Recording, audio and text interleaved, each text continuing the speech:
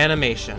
It's the magical art of taking something lifeless and painstakingly giving it life. From a whole lot of time, patience, and determination can come one of the most beautiful and unique movies someone can make for audiences everywhere. Finding good animated features has always been like a treasure hunt for me, and I always have fun discovering animated films of all styles and genres. In this 3-part video series, I'm going to count down 30 of my personal favorite animated films, some old and some new, but all of which are very special to me. And now, before my choices change again, in the near future, it's time to celebrate one of the most rewarding forms of movie-making art ever created.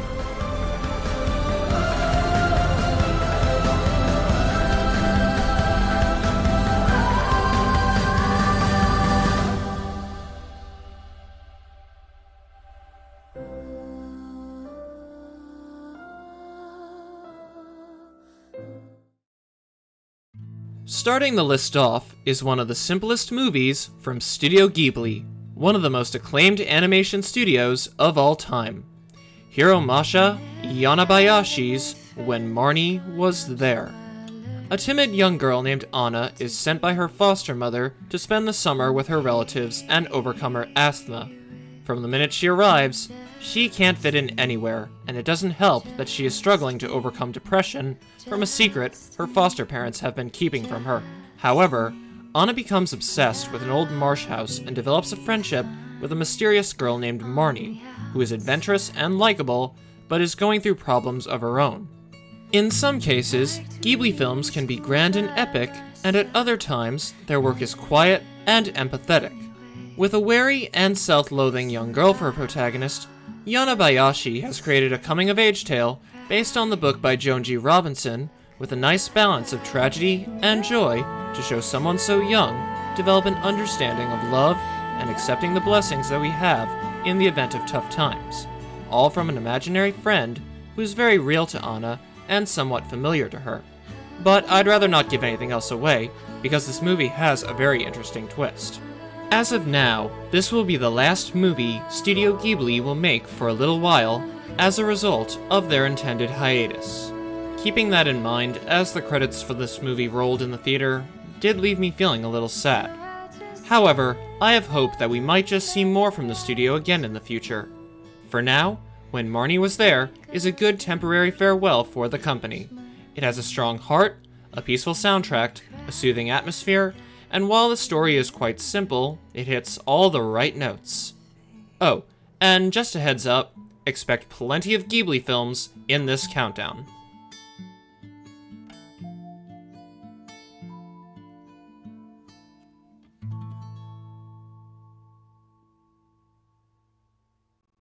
Next, we journey into a world of suspense and superstition. The surreal and thought-provoking world of René Laloux's La Planète Sauvage, known in English as Fantastic Planet. This film serves as an allegory for the corrupt society that we live in, and in similar ways to the 1968 classic Planet of the Apes, it suggests a potential downfall that the human race is setting itself up for. On the alien planet Yigam lives a race of intelligent aliens called the Drags, an arrogant and fearful group of individuals who restrict themselves to their traditional ways of living and frequently slaughter a group of wild human-like creatures known as Ohms, who live a more unregulated lifestyle and are free to choose their own lives. The conflict between the two groups reflects issues in our own world, like the abuse humans have always given to wild animals, as well as the communist lifestyle, which was still on the rise during the film's development between 1968 and 1973. The haunting scenario of the film combines strikingly with composer Alain Gouragi's demented jazz score, and the look of the film that Laloux and French illustrator Roland Topot created is really inventive for early 1970s standards. It almost looks like an unsettling Salvador Dali painting coming to life. And I thought the Yellow Submarine movie looked bizarre. I would put the movie higher in the list, but despite its creativity and message that holds up to this day, the events of the movie lead to a fairly predictable and rushed ending. Nonetheless, this film hasn't lost any of its importance over time, and it remains a fascinating staple in the realm of science fiction. If I was ever asked what movie script I could recite completely on my own, then thanks to traditional once-a-year viewings, obsessions with the soundtrack, and constantly quoting the lines, 4 words would sum up my answer: The Nightmare Before Christmas. Tim Burton's brilliant juxtaposition of 2 completely opposite holidays brought magically to life under stop-motion legend Henry Selick's wondrous craft. While the story might not be anything revolutionary, it's one of those creative ideas with a situation that anyone can find themselves in at some point in their lives. Jack Skellington is the scariest guy on Earth, but he's getting tired of leading the denizens of Halloween Town into scaring people after so many years. He mistakenly finds himself in Christmas Town and wants to be the one to lead Christmas that year instead. As Jack's temptation shows, we can all get bored of the same thing after a while and develop that desire to change our ways. But even if the change never works out, it's usually never a mistake we made in vain. Jack is a very likable and entertaining character, full of expression and life, despite that he's a skeleton. While Sally is a smart, innocent love interest character who you feel sorry for over how disconnected she feels from the rest of the more exuberant and colorful Halloween Town residents. What really steals the show are the groundbreaking stop-motion effects, which completely advance the capabilities of stop-motion with more fluid movement, expansive scope, and detailed backgrounds. The end result is something that holds up just as well today as the CGI in Jurassic Park. Also, composer Danny Elfman's songs and music are so addictingly memorable that you can't help but want to dance and sing the minute you hear that eerie opening number, This is Halloween. This is Halloween, this is Halloween, Halloween, Halloween, Halloween, Halloween. If I had to point out one thing that troubles me, it's how despite that Oogie Boogie is a pretty cool villain, he lacks motivation. How come he's the only one in Halloween Town who's really evil? Other than that, if you haven't seen this classic, then save a date during the next Halloween or Christmas season and fall in love with its creepy, crawly, charming awesomeness. Speaking of stop-motion animation, in this day and age of computer animation's immense popularity, some will probably argue that stop-motion is becoming a lost art. I say, not if some recently released stop-motion successes can help it. Especially my personal favorite of the 3 films from the Laika company so far, ParaNorman. If all the R-rated horror movies of the 70s and 80s were condensed into a PG-rated family feature, you'd get this film. It's the wacky story of a boy from a historic town who has the ability to talk to ghosts and is criticized by everyone for his quirky behavior. But when the words of his insane uncle involving a terrifying supernatural force come true, Norman must use his powers to save his town from the vengeful spirit of a young girl. Going into this movie, I expected it to be mostly horror and suspense-oriented, but there's also a lot of 80s era slapstick and a substantial amount of raunchy humor that blends remarkably well with all the dramatic situations.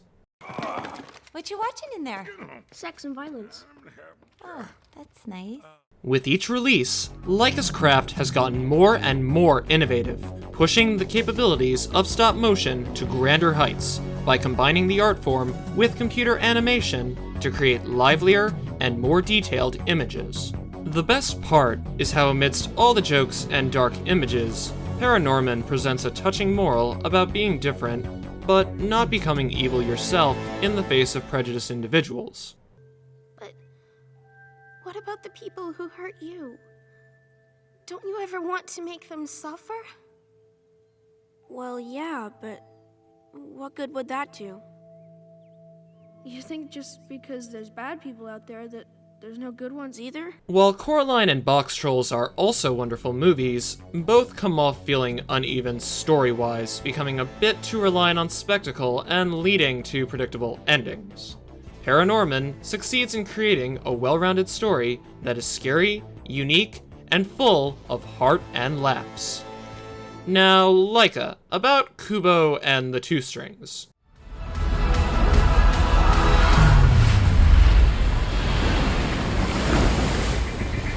Shut up and take my money! As far as the animated features of 2012 are concerned, Going by American theatrical releases, ParaNorman just has a little competition from a little Studio Ghibli release called The Secret World of Arrietty. Within a country home lives a family of little people called borrowers, who take little items from humans in order to survive.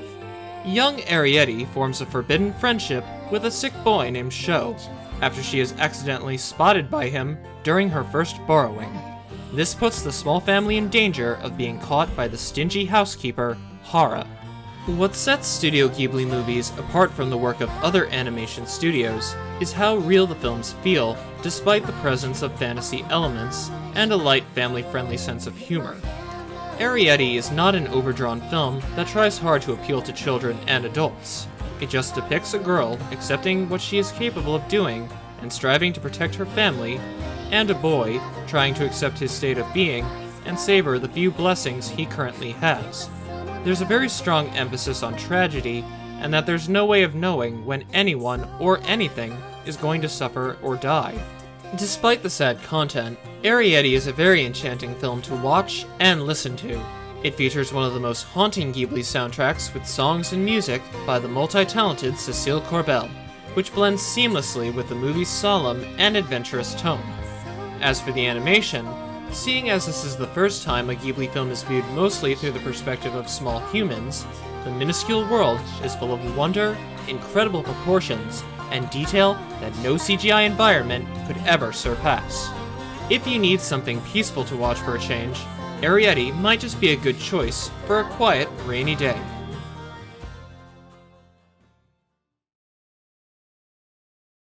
You might be wondering, when do we get to a movie from the Disney animated film canon? Well, that's actually now, with one of the studio's most underrated films, The Fox and the Hound. For a movie that many might not consider too memorable for Disney standards, I think Fox and the Hound is one of their most unique titles.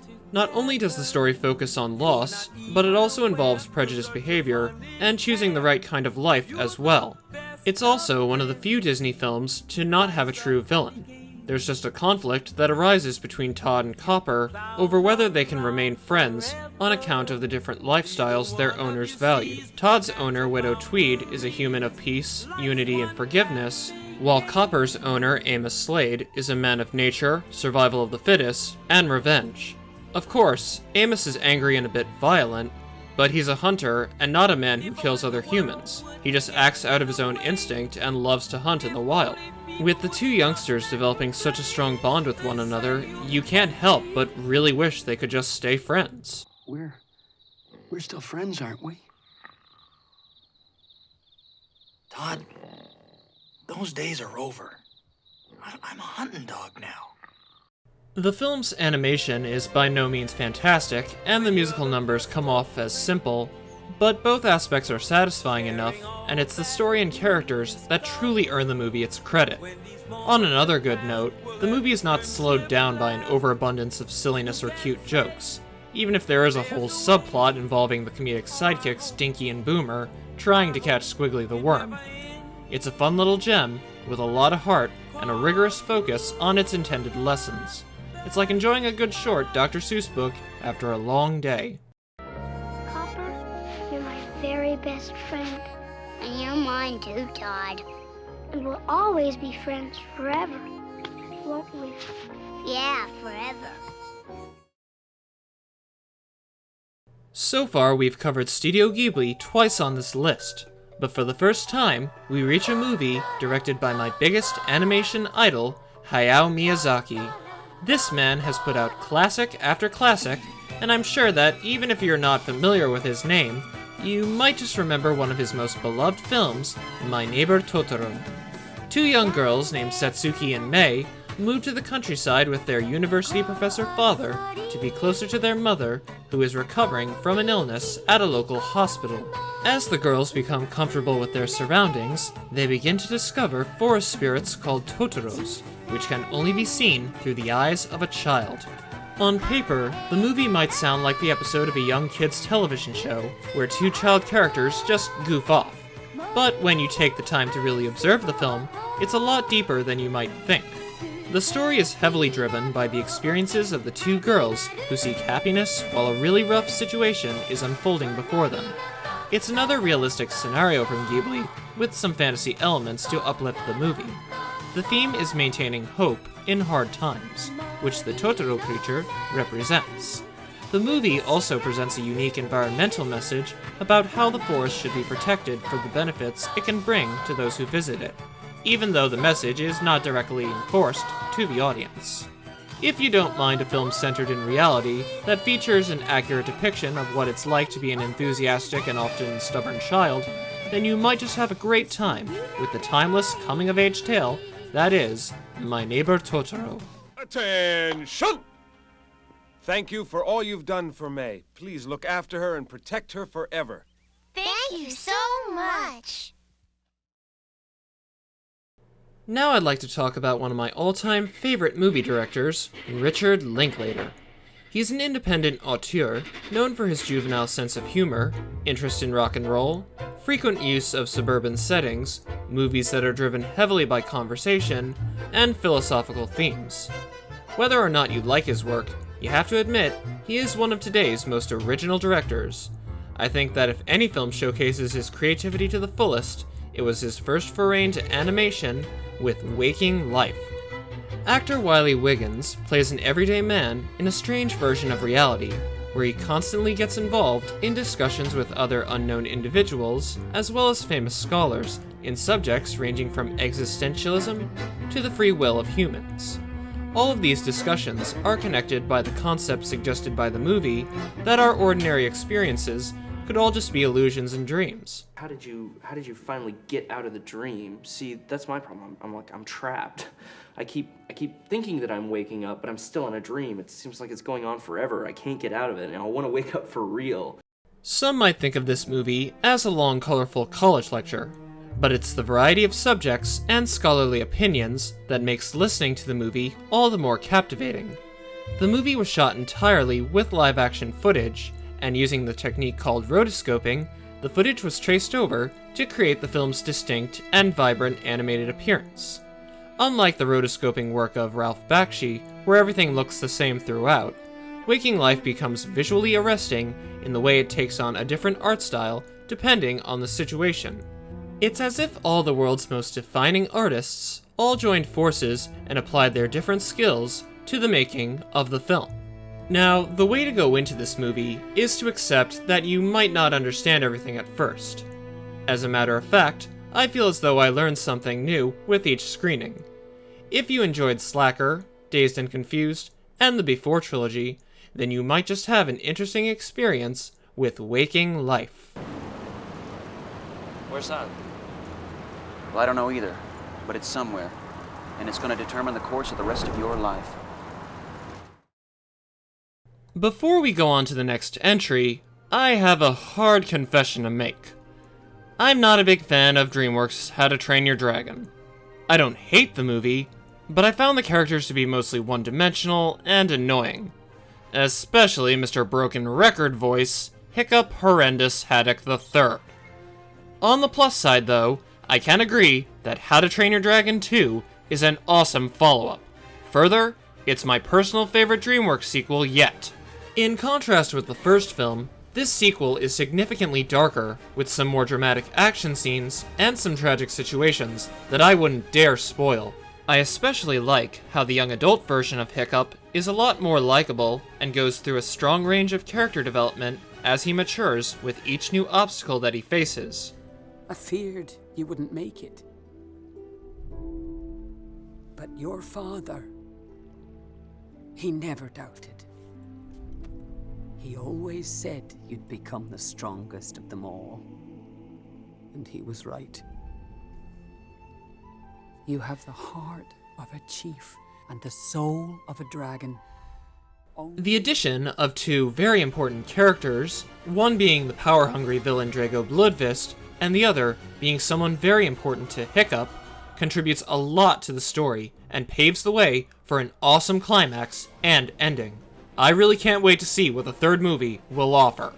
Seeing this movie on the big screen was one of the few times I can remember when 3D glasses actually made an incredible difference in the experience. I was literally flying in my seat like I was on a roller coaster through every flight scene this movie offered.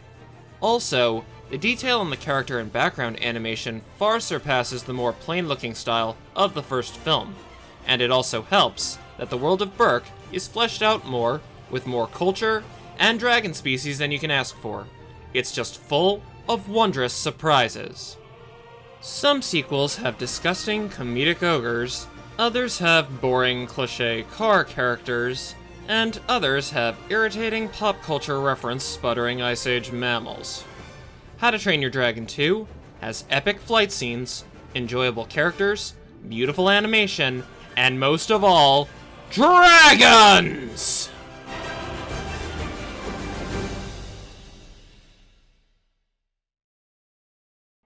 Rounding off the first part of the countdown is the second Disney animated entry, and it's another one you might not remember too well, The Hunchback of Notre Dame. A deformed human named Quasimodo lives in the bell tower of the Notre Dame Cathedral, and he has spent his whole life isolated from other humans except for his corrupt master, Judge Claude Frollo, who is strongly opposed to the gypsies that roam the streets of Paris. Quasi befriends the rebellious gypsy Esmeralda, who is the only other human to express kindness to him, giving him a more positive look on the outside world. On the other hand, Frollo develops a lustful desire for Esmeralda and believes she is trying to seduce him into committing sin. This was one of the earliest movies that I remember seeing in the theater, and the adult material terrified me. Watching it as an adult, though, it's compelling to see Disney convey such dark aspects of human life. What truly makes the movie special to me is how it explores what it's like to be an outcast over something that you were born with. Quasi is so innocent it makes his ugliness almost non-existent. We can tell how unfortunate his life has been, getting manipulated by Frollo's teachings and abused by other people over his deformity. Esmeralda is an outcast as well, and accepts that her people aren't perfect, but does what she can to prove Frollo's ideas of the gypsies are all wrong. Now you look at me. Do you think I'm evil? No, you were kind and good and a gypsy. And maybe Frollo's wrong about the both of us. And then there's Frollo, my favorite Disney villain. He is pure trouble, and you can just feel the terror of being in his presence. Interestingly enough, the motivation for his actions is geared towards what he thinks will benefit the people of Paris. Look, Captain, gypsies. The gypsies live outside the normal order. Their heathen ways inflame the people's lowest instincts, and they must be stopped. I was summoned from the wars to capture fortune tellers and palm readers. The real war, Captain, is what you see before you. The movie also goes into the concept of heartbreak, and when the soldier Phoebus and Esmeralda develop feelings for one another, it begins to hurt Quasi, who was developing his own feelings for the gypsy. In fact, Quasi and Esmeralda don't end up together. He accepts that she loves Phoebus, and he gives them his blessing. He remains her friend, and instead is awarded with acceptance by the people of Paris for risking his life and defeating Frollo. This is a brilliant ending for the film. It always leaves me with a huge smile to see Quasi get the best gift that anyone can ever have. I can't forget to mention how superb the work on the soundtrack by Alan Menken and Stephen Schwartz is. It comes complete with radiant chants, angelic bells, and the usual upbeat enthusiasm we can expect from Disney. Sorry, Circle of Life, but I say The Bells of Notre Dame is the most epic Disney opening song. And lie to yourself and your minions. You can claim that you haven't a qualm, but you never can run from nor hide what you've done from the eyes. The very eyes of Notre Dame. And no offense be prepared, but Hellfire is the ultimate Disney villain song. Like fire, hellfire, this fire in my skin, this burning desire is turning me to sin. I I will admit that the movie can be a bit uneven with its attempts at humor after serious scenes, and yes, the gargoyles are not the best Disney comedic sidekicks. However, I really don't think they are among the worst sidekicks either, and besides, they can be funny. It's not like Timon, Pumbaa, the Genie, and even Olaf didn't have their annoying moments. Though significantly different from the even darker Victor Hugo novel, Disney's The Hunchback of Notre Dame is a grand achievement for the company, and my pick for their most underrated animated release. With that, we come to the end of the first part of this video series. See you next time for part 2, when we'll start to count down my top 20 favorite animated feature films.